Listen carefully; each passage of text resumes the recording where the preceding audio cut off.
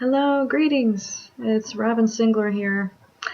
It's the day before Easter, April 2023, and this is a beautiful time of year for me, and I'm feeling guided to talk about the idea and the symbol of lilies that is used in A Course in Miracles by Jesus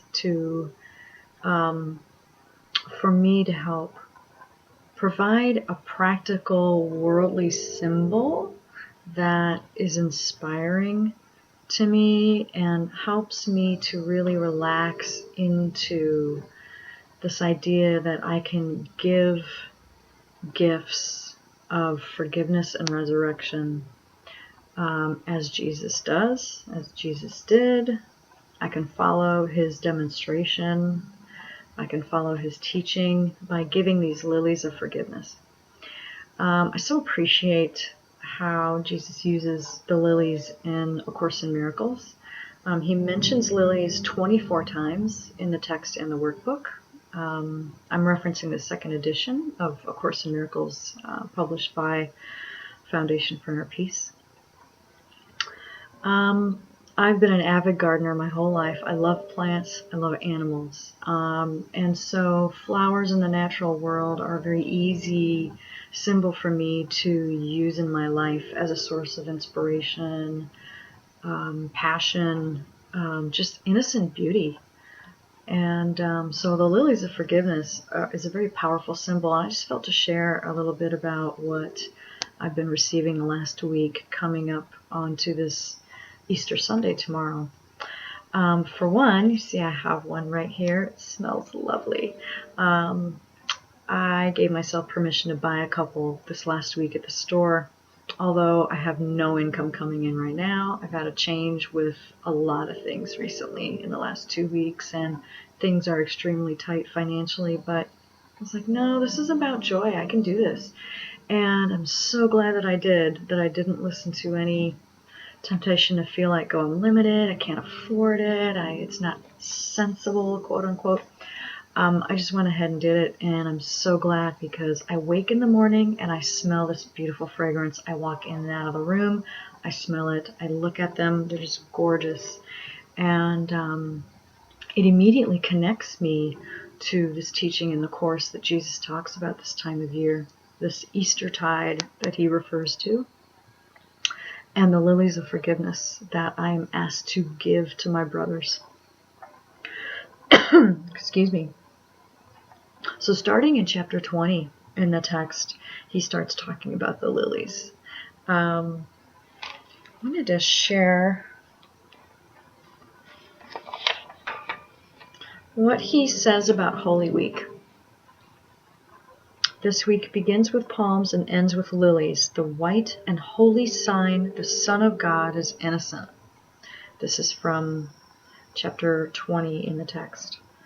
The Son of God, if you're not familiar with the Course, is all of us.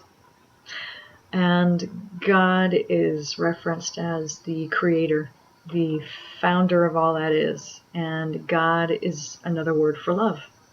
Love that transcends any kind of special love that comes or goes or wanes over time or changes with circumstances. It's the eternal, all-encompassing love that we all secretly perhaps crave and strive to achieve in the world. So that is what God is, and all of us as one are the Son of God. We are its child, we are its creation. So Jesus is talking about the lily being the white and holy sign or the symbol that the Son of God is innocent, that we are all innocent. And the way that Jesus talks about making this known, how can I make my own innocence and the innocence of others known to me? How can I actually experience that? Because as a person, I deal with a lot of guilt thoughts. I deal with a lot of thoughts that tell me the opposite is true. that others have been unfair to me, that I've been the victim of circumstances, that I have also been the victimizer, that I have been the punisher to some, I have treated others unfairly, and all of those thoughts seem to justify guilt. And I can't be guilty and innocent at the same time. I have to be one or the other.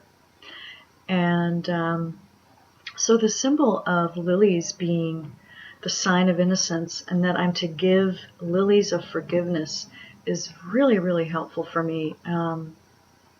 This time is, I feel it's kind of overlooked. This time of year, there's so much kind of Christian mainstream culture about it, certainly in America. Growing up in the U.S. and the Midwest, I think of candy, colored candy, and eating ham. In springtime, and being able to dress up on Sunday and go to church and then eat a bunch of food and play outside. That's what I think of when I think of Easter. I don't think of forgiveness.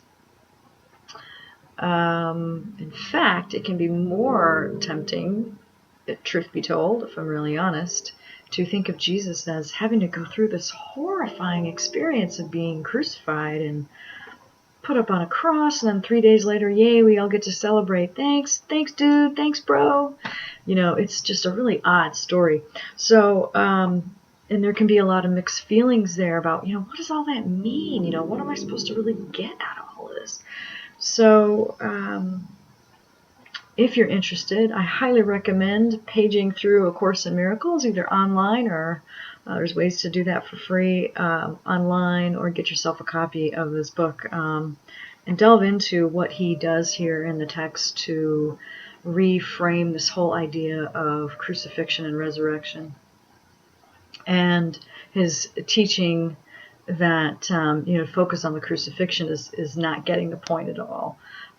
His teaching was the resurrection, that only innocence is real, and that condemnation is not real.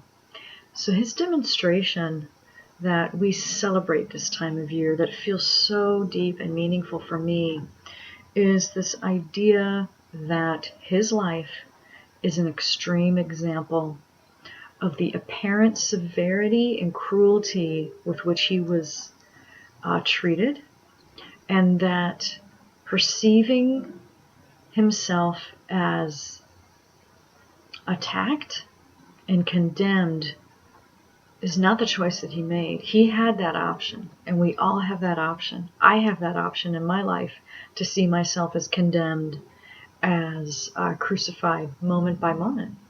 I can choose that experience for myself.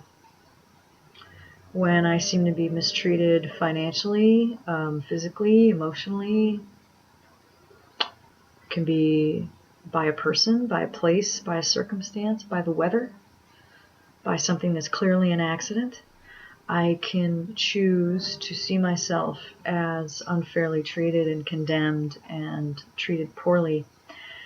Jesus chose otherwise. He chose to see himself and everyone that he came in contact with as completely innocent and harmless. And forever so, not temporarily, forever, eternally. And that is the message behind this time of year, that his demonstration of his life was an extreme example, saying, look at how I was treated. I clearly didn't harm anybody. I healed many people, in fact, and gave my all to honesty, to truth, and to helping others, to extending kindness where nobody else would do it. And I did it freely, a lot. And I was uncompromising in this. And even as I was crucified, I forgave. I looked at my brothers and I smiled. And I saw what lay behind their actions, what lay behind the seeming condemnation and there's crucifixion. So Jesus talks about the lilies of forgiveness is a symbol of that action in my mind, actually. It's something that I do in my mind. It isn't something that I physically do with my body. I can do things to signify that. But what's going on is going on in my mind. And so when I can look at people, at places, at things, when I can look at this person that I see in the video right now, and I can withhold my judgment. I can choose to accept what I'm seeing exactly as it is, then I am giving a gift of forgiveness. Forgiveness is defined in A Course in Miracles as looking and waiting and judging not. So it's simply withholding judgment. It's very simple. It's not magical. It doesn't take any physical activity. It's done in the mind. Again, it can be symbolized as an action. It can be expressed as an action, but that is not required. That is not the point. This is done on the level of the mind. And this was Jesus' demonstration as well. And this time of year is just such a deep time to go within and to ask Jesus and the Holy Spirit, that's intuition, my inner guide, every morning this week, what does that look like for me? How can I be like you? How can I be happier? How can I let go of these judgments? What can I do? And 3 days ago, I was given this beautiful, right after I bought these, I was given this beautiful visualization, and I was told to imagine myself inside of this bloom, inside of it, deep inside of it. So I'm looking down it, and it's like the trumpeted shape of the flower as I'm looking out, and it's opening like arms spread wide open. And the fragrance in there was just so extreme. It's like this powerful fragrance of forgiveness, sweet and strong and seductive. It draws you in. You want to go where the scent came from. It's like, oh my God, what is that? I want more of it. It's so beautiful and so perfect. And so as I imagine myself being in this bloom with this strong fragrance, the fragrance is just like diffusing out from where I am in this lily of forgiveness, inside the lily bloom.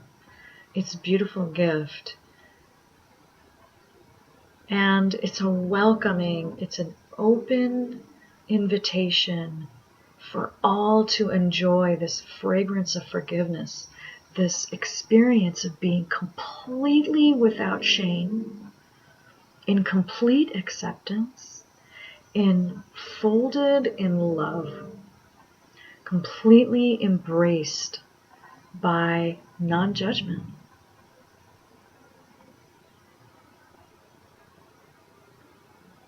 There needs to be no reason, no justification other than this is what God wills.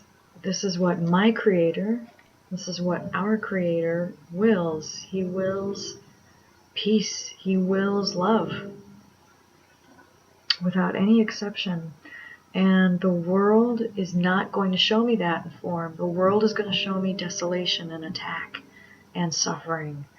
And it will continue to show that to me as long as I continue to believe that that is true. But as I'm able to extend with my mind, extend the lack of judgment, extend love, just innocent love, in the form of just handing these lilies of forgiveness over to people silently with my mind. Again, I'm not walking up to my neighbors, handing them lilies, and doing some ceremony that's just going to freak them out. It's not necessary. As I see myself in this visual, in the lily of forgiveness, I'm extending them.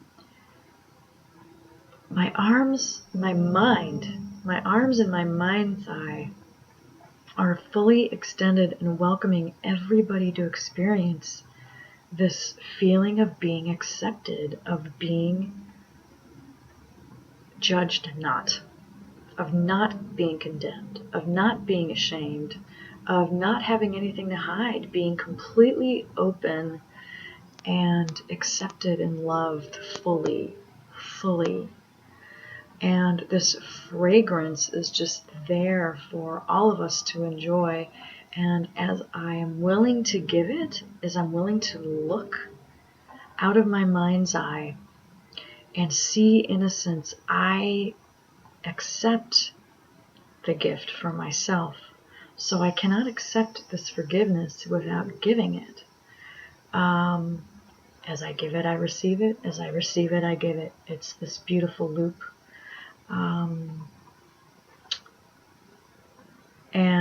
It's just been a really beautiful few days to practice this and to allow the smell that I think I'm experiencing with my nose, so lovely, to let that just immediately trigger in this desire to extend innocence and to accept it for myself.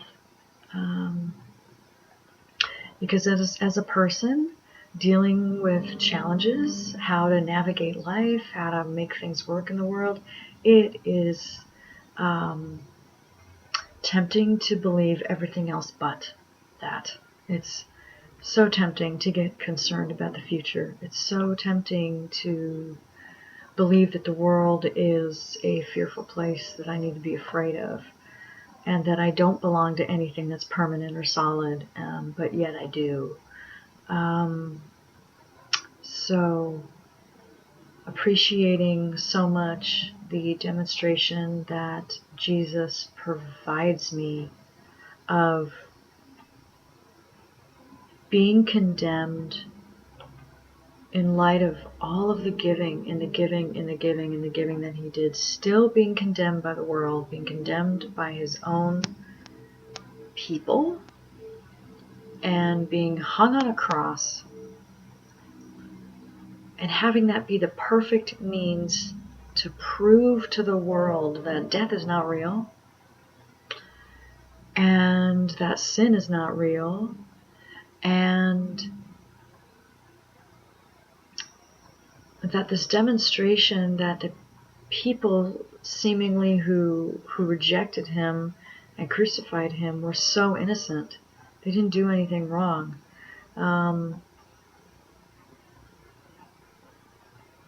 And that this kind of radical forgiveness is possible. You know, if he could do that in his very extreme life example and demonstration, then why can't I? With like this arm injury that I've got going on, and the money changes, and wanting things that I haven't been able to hold on to in my life, relationships, circumstances, thinking that I should be somewhere else when I'm not. I'm here now with the set of circumstances that I have here now. I'm not somewhere else that I thought I should have been. I'm here now.